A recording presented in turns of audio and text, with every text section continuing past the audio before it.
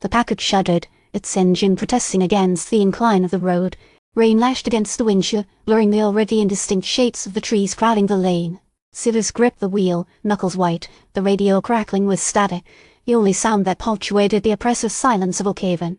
"Something's not right, Elias," Silas muttered, his voice tight with apprehension. Elias, seated beside him, didn't respond. His gaze was fixed on the rain-streaked glass, his face an unsettling mask of detached calm. The elongated jawline Silas had noticed earlier seemed more pronounced in the dim light. The unsettling glow in his eyes intensified. It was as if he were observing the world through a pane of glass disconnected from its reality. The town itself seemed to exhale a palpable sense of decay. Buildings slumped like weary giants, their windows dark and vacant. The emblem Silas had glimpsed earlier, an oak leaf encircled by thorns, was everywhere etched into stone, woven into wrought iron gates, even painted on the weathered facades of the houses. It was a constant reminder of the unsettling welcome they had received. The packard lurched to a halt just as they entered the central square. Silas wrestled the wheel, fighting against the protesting gears. "Damn it!" he swore softly.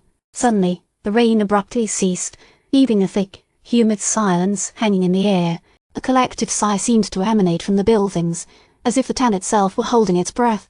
Then, from the shadows, they emerged. They weren't like the other residents Silas had seen, the stooped, silent figures who had seemed to melt back into the darkness.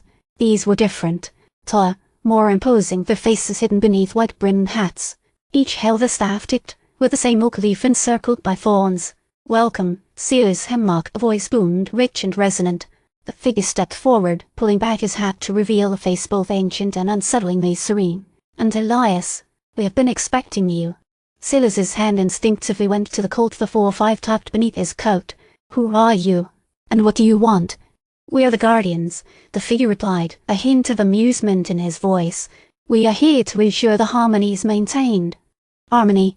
Silas asked, his voice laced with skepticism. "The great balance," the Guardian elaborated, gesturing with his staff. "The confluence of realms, the binding of epochs. Your family has been pivotal in its preservation, Silas. A debt remains outstanding." Elias, who hadn't spoken a word since their arrival, shifted slightly in his seat.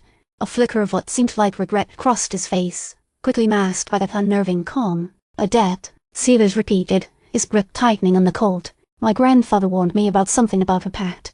The Guardian smiled, a slow, deliberate movement that sent a chill down Silas's spine. "Your grandfather was wise, but knowledge can be a burden."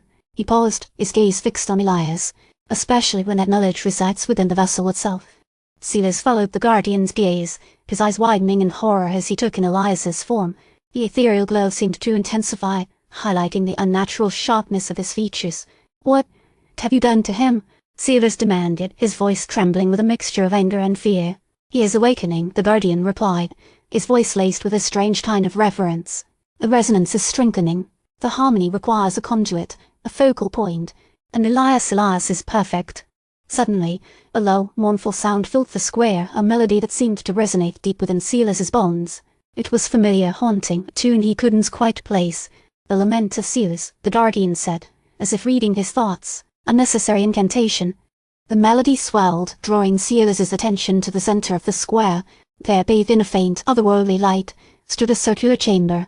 Its walls were lined with portraits, faces that seemed to shift and distort as he looked at them.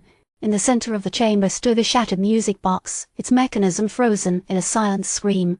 The Guardian gestured towards the chamber. "Your choice awaits, Silas Hemlock. Uphold your family's pact and allow the harmony to flourish, or defy it and risk unleashing chaos upon the world." Silas stared at the chamber, his mind reeling. He looked at Elias, at the unsettling calm in his eyes, the unnatural glow that seemed to emanate from his very being. He thought of his grandfather's warnings, of the weight of a history he barely understood. He raised the Colt, his hand trembling. "I choose to defy you," he said, his voice echoing in the sudden silence. The Guardians' faces remained impassive. "A regrettable decision, Silas Hemlock, but one that must be accounted for." As the Guardians moved forward, Silas knew he had made a choice that could change everything. He didn't know what the future held, but he was determined to protect Elias, even if it meant facing down an ancient evil and defying a pact that had bound his family for generations. He had to stop them, to sever the connection before Elias was lost completely. But the music box's shattered pieces seemed to mock his efforts, and the haunting melody of the lament of Silas lingered, a constant reminder of the power that lay before him.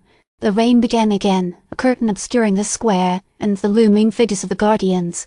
Silas knew this was just the beginning.